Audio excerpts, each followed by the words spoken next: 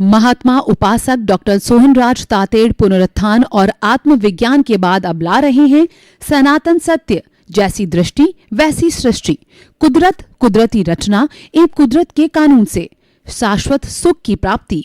Log in करें www.drsohanrajtated.com, YouTube channel doctor Sohanraj Tated, play store से download करें mobile app doctor Sohanraj Tated. चंदेषु निम्मलयरा आयचेषु अय्यं पयासैरा सागरवर गंभीरा सिद्धा सिद्धिं मम दिशन्तु सिद्धा सिद्धिं मम दिशन्तु। हे मेरे भीतर विराजमान शुद्ध आत्मा परमपिता परमेश्वर, आप अनंत ज्ञान, अनंत दर्शन, अनंत शक्ति और अनंत सुख का धाम हो। आप अजर अमर अविनाशी हो। आप सागर के समान गहरे हो और हिमालय के समान विशाल हो। आप रिद्धि सिद्धि प्रदाता हो, आप मुक्ति प्रदाता हो। मुझे मुक्ति की ओर प्रयाण कराओ, ऐसी शक्ति दो, जागृति दो और मुझे आशीर्वाद दो। भाई और बहनों, मातृशक्ति को नमन। आज का हमारा अति उत्तम विषय वह है, क्या धन सुख दे सकता है। बहुत सुंदर विषय है। ये विषय इसीलिए लिया गया है कि हम पूरे जिंदगी भर धन से जुड़े रहते हैं और खास तौर से इस समय में क्या हुआ है कि पिछले 30, 40, 50 साल के युग की आज के युग से तुलना करें तो मैं एक केंद्र से प्रकार की सहायता से जो है एक परिधि खींचता हूं, जिसको सर्किल कहते हैं। जो केंद्र है, सेंटर है, उस सेंटर के अंदर आज से 30, 40, 50 साल गुणी व्यक्ति रहते थे और गुणों की पूजा होती थी। चरित्रवान लोगों की पूजा होती थी। चरित्रवान लोग ही समाज को, राजनीति को, देश को, विश्व को, ऋषि मनीषी हैंडल किया करते थे। राजा दशरथ के समय में भी बड़े बड़े उनके वशिष्ठ वगैरह जो है गुरु हुआ करते थे। उनकी आज्ञा के बाद ही राजाज्ञा जारी होती थी, उनकी अप्रूवल के बाद में, यानी कि राजनीति पे धर्म नीति का अंकुश रहा। लेकिन आज का जो युग है, मानव बहुत लोभी हो गया, तो उसने क्या किया कि गुणवान गुणशील व्यक्ति जो है, जो हमारी परिधि पर धन दौलत, रिश्ते नाते, पद प्रतिष्ठा और सत्ता संपत्ति, जितनी भी चीजें जो कि जड़ चीजें थी, जो कि नाशवान चीजें थी, जो कि टेम्परेरी थी, जो कि अवस्था से जुड़ी हुई है, परिधि अवस्था से जुड़ी हुई है और केंद्र है परमानेंट है, क्योंकि केंद्र आत्मा से जुड़ा हुआ है। आत्मा अविनाशी है जो कि केंद्र में है और परिधि जड़ है, वो विनाशी है, वो नाशवान है। जब परिधि संपूर्ण नाश हो जाती है, प्रतिष्ठित आत्मा, अज्ञान या मन जब समाप्त हो जाता है, तब जो है ये आत्मा अमन बन जाती है। यानी अज्ञान की समाप्ति के बाद में इसको घुमाने वाला, रुलाने वाला, इसकी घात करने वाला कोई बचता नहीं होती और ये अपने मूल स्थान जो है सिद्ध शिला में जाकर के ईश्वर बन करके और अनंत आनंद के साथ के अंदर सुख के साथ में विराजमान हो जाती है। फिर इस 84 लाख के चक्कर में वो कभी नहीं आती है। तो भाई और बहनों, हम आपको बताना चाहते हैं कि जो है ये आज का जो विषय है कि क्या धन हमें सुख दे सकता है। तो मानव ने क्या किया, आज के इस युग के अंदर परिधि पे जो है परिधि के ऊपर आत्मा को डाल दिया और चरित्रवान लोगों को डाल दिया, मूल्यवान लोगों को डाल दिया और केंद्र के ऊपर धन को डाल दिया। यानी धन प्रमुख हो गया। एन केन प्रकारेण व्यक्ति धनवान बनने की लालसा में जुट गया और समाज ने भी ऐसे मापदंड बना दिए कि जो धनवान व्यक्ति होता था उसको चाहे बाई हुक और क्रुक वो धनवान हुआ है, चाहे वो फेयर और फाउल मीन से धनवान हुआ है, चाहे वो अपराध करके मिलावट करके धनवान हुआ है, उसको सबसे आगे स्थान दिया जाता है, उसको सम्मान दिया जाता है और उसकी जो है कहना चाहिए प्रतिष्ठा की जाती है। ऐसे लोगों का बोलबाला बहुत ज्यादा बढ़ गया। तो ऐसा कहा जाता है कि पावस आवत देख केर कोयल सादे मौन, अब दादुर वक्ता भय हमको पूछत कौन। आज स्थिति ऐसी हो गई है, गुणवान गुणशील चरित्रवान अनुभवी लोग है वो चुप हो गए, क्योंकि बरसात होते ही जो मेंढक है टर टर टर टर करने लग जाते हैं और उस वक्त में कोयल की आवाज, कोयल मतलब ज्ञानी पुरुष सज्जन पुरुष और मेंढक यानी टर टर करने वाला जो है साधारण व्यक्ति, तो उसकी बात, कोयल की बात कौन सुने। तो ये क्यों हुआ कि केंद्र है वो परिधि के स्थान पर आ गया, परिधि केंद्र पर आ गई। तो इससे क्या है, हमने ये मान लिया कि पैसे से हम सब कुछ कर सकते हैं। तो मैं आपको कहना चाहता हूं, क्या एक धनवान व्यक्ति अमर हो सकता है? क्या वह मृत्यु को खरीद सकता है, मृत्यु के साथ में समझौता कर सकता, अजर अमर हो सकता है? नहीं। धन है हमको बिस्तर दे सकता है, नींद नहीं दे सकता। धन हमको जो है खाली सुखाभास दे सकता है, परमानेंट सुख शांति नहीं दे सकता है। अगर सुख शांति देता तो धनवान व्यक्ति क्यों दुखी होता? धनवान व्यक्ति तो आराम की नींद सोना चाहिए, जबकि धनवान व्यक्तियों की हालत यह है कि वो नींद की गोलियां खा करके सोते हैं। उनको डायबिटीज या ब्लड प्रेशर है, वो लूखी रोटी खाते हैं, घी नहीं खा सकते, पकवान नहीं खा सकते, जबकि बेचारा जो 1000 रुपए कमाने वाला, खाई खोदने वाला मजदूर है, वो अच्छे से अच्छा अगर कोई व्यंजन खिलाए, क्योंकि 1000 रुपए में वो खा नहीं सकता, उसके परिवार का भरण पोषण करता है, लेकिन कोई इसको खिलाए तो घी खिलाए तो हजम कर सकता है। और वह जो है वो पत्थर की शिला पर भी गहरी नींद का एहसास कर सकता है, क्योंकि उसका शरीर थका हुआ है, उसकी कोई आकांक्षा नहीं, उसकी कोई तृष्णा नहीं है और उसके मन में ये नहीं कि धन सुख दे सकता है, उसके मन में संतोष है, ईश्वर ने दिया वो बहुत है। तो हम कहना चाहते हैं कि संतोषम परम सुखम, गज धन गो धन बाजी धन और रतन धन खान, जब आए संतोष धन सब धन धूरी समान। Contentment is happiness. चाहे आप कितना ही धन कमा लो, करोड़पति अरबपति हो जाओ, लेकिन वह आपको वांछित सुख नहीं दे सकता। यह बात अलग है।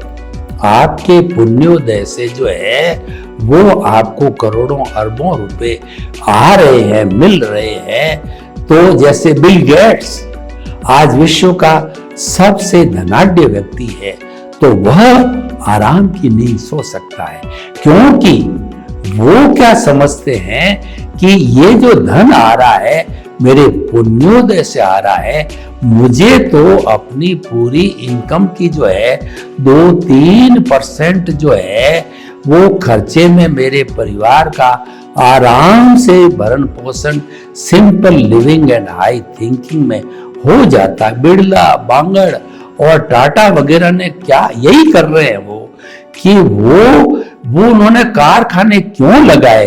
वो जनहितार्थ, वो लोक कल्याण, जगत कल्याण, परोपकार जय जगत करना चाहते हैं, उसी में उनको खुशी महसूस होती है।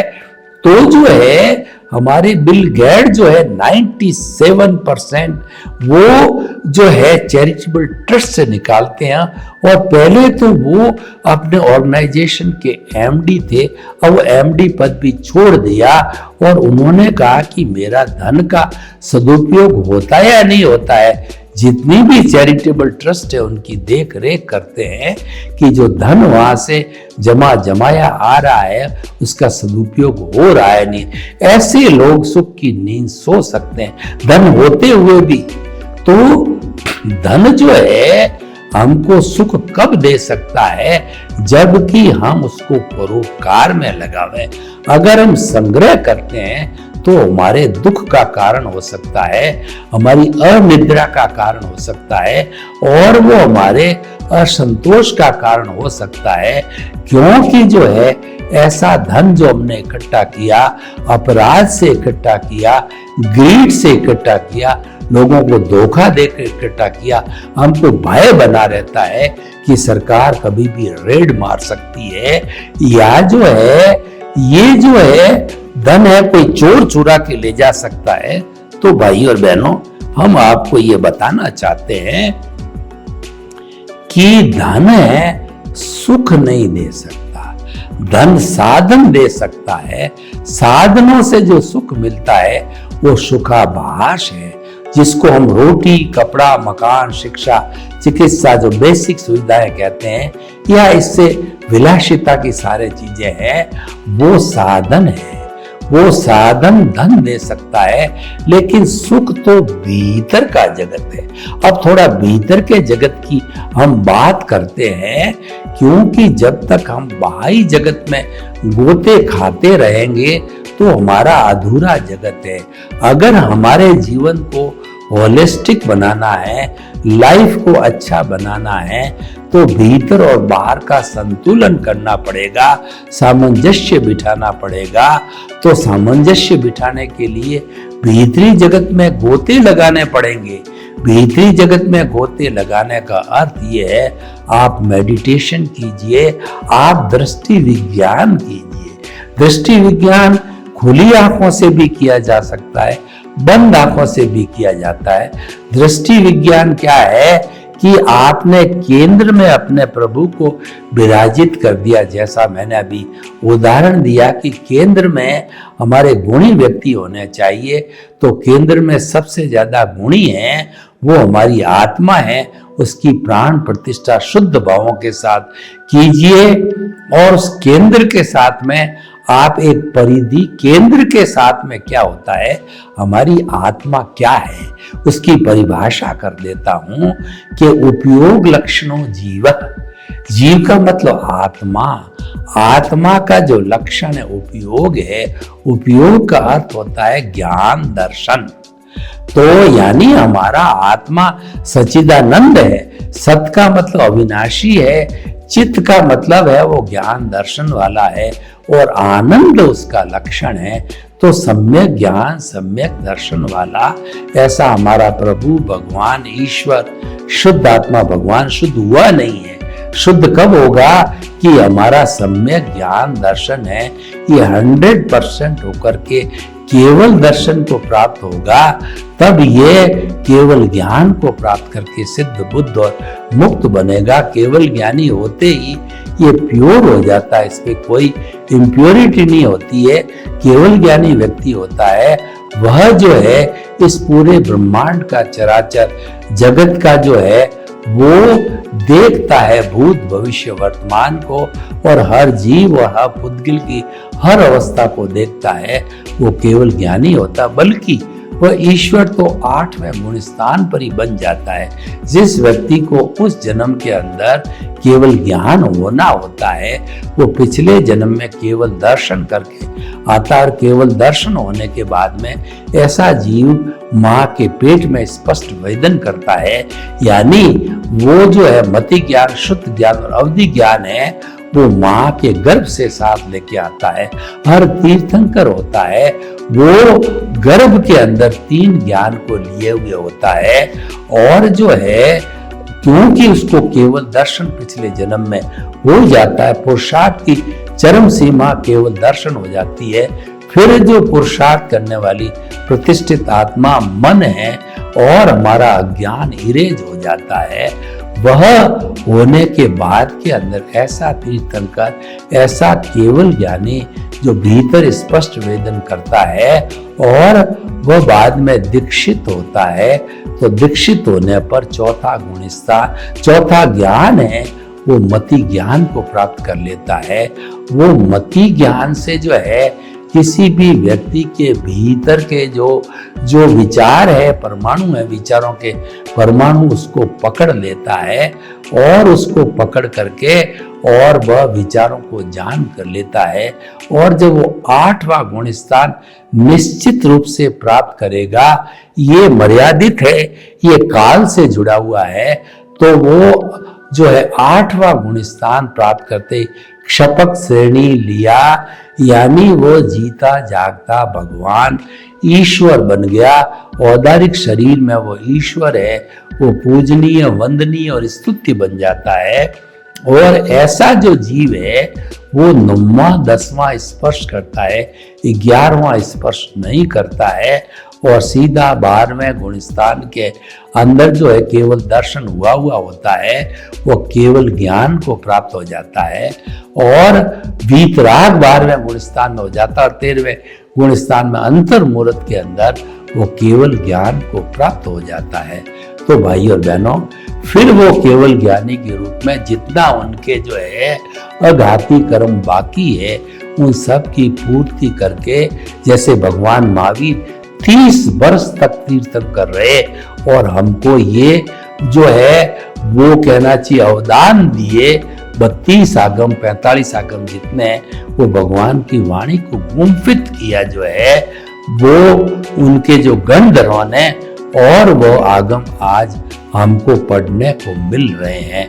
तो भाई और बहनों, मैं क्या कहना चाह रहा था कि धन है वो साधन दे सकता है, सुख नहीं दे सकता है, क्योंकि सुख देने का गुण धन में नहीं है, वो तो सुखाभास दे सकता है।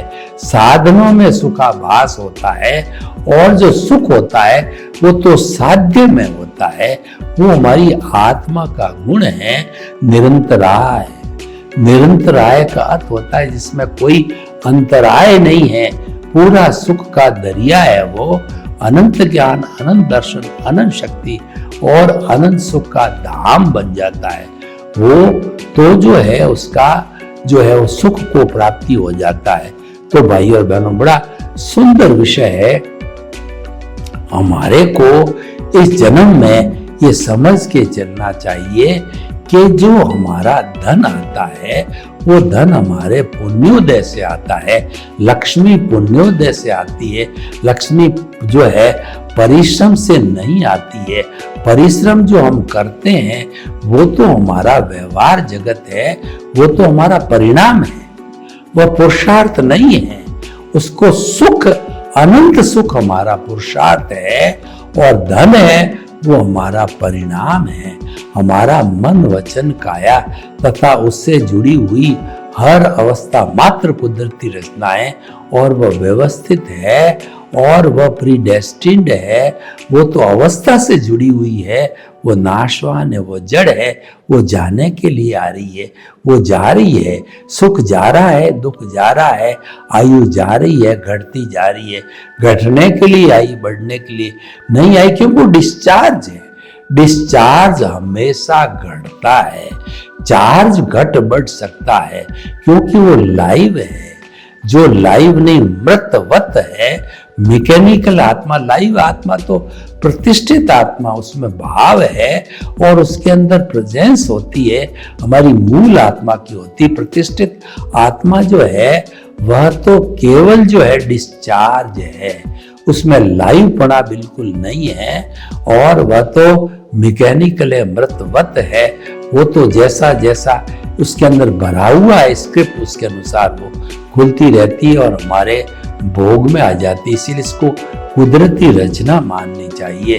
कोई भी व्यक्ति इस जीवन को साधक का जीवन बनाना चाहता है, सन्यासी बनाना चाहता है और विदेह बनाना चाहता है, वह जो है अपने स्वरूप की प्राप्ति करना चाहता है, तो कहा गया है मुक्ति की प्राप्ति करना, कहा गया है सम्यक दर्शन ज्ञान चारित्राणी मोक्ष मार्ग है। सम्यक ज्ञान सम्यक दर्शन हमारी आत्मा के गुण हैं और सम्यक तप है जो मन वचन काया से जो कुछ भी हमारा उदय प्रारब्ध होता है जन्म से मृत्यु तक, उसको कुदरती रचना मानना, उस एक्शन पे रिएक्शन नहीं करना, यानी नो रिएक्शन। नो रिएक्शन की बात हम करते रहेंगे, उसको कहते हैं संभाव की स्थिति होती है, उसको कहा जाता है कष्ट सहिष्णुता, कहा जाता है वह संवर बंद निर्जरा होती है। ऐसी निर्जरा की नए भाव नहीं डाले, मन वचन काया की शुभ प्रवृत्ति से जो निर्जरा होती है, मानते हैं क्योंकि वह शुभ प्रवृत्ति है और उससे धार्मिक क्रिया होती है, लेकिन वो बंद पूर्वक निर्जरा है। और हमारी शुद्ध भावों के साथ के अंदर केवल आत्मा का जो है वो हमारी दृष्टि का विषय होता है। जो शुद्ध भाव है वो दृष्टि का विषय है और वह भाव सत्ता से जुड़ा हुआ है। तो भाव सत्ता दृष्टि विज्ञान एक ही चीज है। जितना जितना हमारा सम्यक ज्ञान दर्शन का डेवलपमेंट इस जन्म में होगा, वो डेवलपमेंट साथ में जाएगा, चाहे सम्यक ज्ञान है दर्शन है या मिथ्या ज्ञान मिथ्या दर्शन है। मिथ्या ज्ञान मिथ्या दर्शन तो हमारे तो संसार में भटकाएगा, जितने भाव करने वो कराएगा। और सम्यक ज्ञान सम्यक दर्शन है वो अज्ञान का जो है वो इरेज करता रहेगा।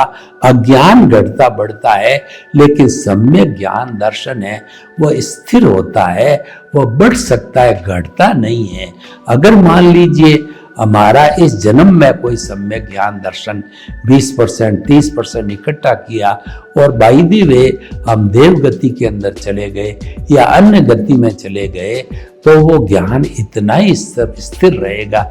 वापस जब हम मनुष्य जन्म में आएंगे तो उस ज्ञान को जो है हम प्रज्ञा को जागृत करके, क्योंकि हमारी प्रज्ञा जागृत हो चुकी है, हमको ज्ञान जो प्रज्ञा एक बार जागृत करी हुई, मतलब सम्यक दर्शन एक बार मिला हुआ आता रहता है जाता रहता है, मतलब मनुष्य जन्म हम फिर आए तो वह फिर हमारा सम्यक ज्ञान दर्शन जो है उत्तरोत्तर प्रगति करता करता जिस जन्म के अंदर वो 100% हो जाएगा, उस जन्म के अंदर केवल दर्शन हो जाएगा।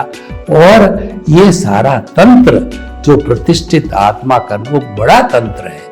हमारे शरीर में सबसे बड़ा तंत्र प्रतिष्ठित आत्मा है, जिसको कि हम जो है तेजस शरीर भी कह सकते हैं और जिसको हम सबकॉन्शियस माइंड भी कह सकते हैं, अवचेतन मन भी कह सकते हैं। उसके अंदर क्या होता है कि ये प्रतिष्ठित आत्मा जो है ये इसका बहुत बड़ा तंत्र होता है। उस तंत्र के अंदर जो है अंतःकरण होता है, मन बुद्धि चित्त अहंकार, ये 4 अवयव हो गए।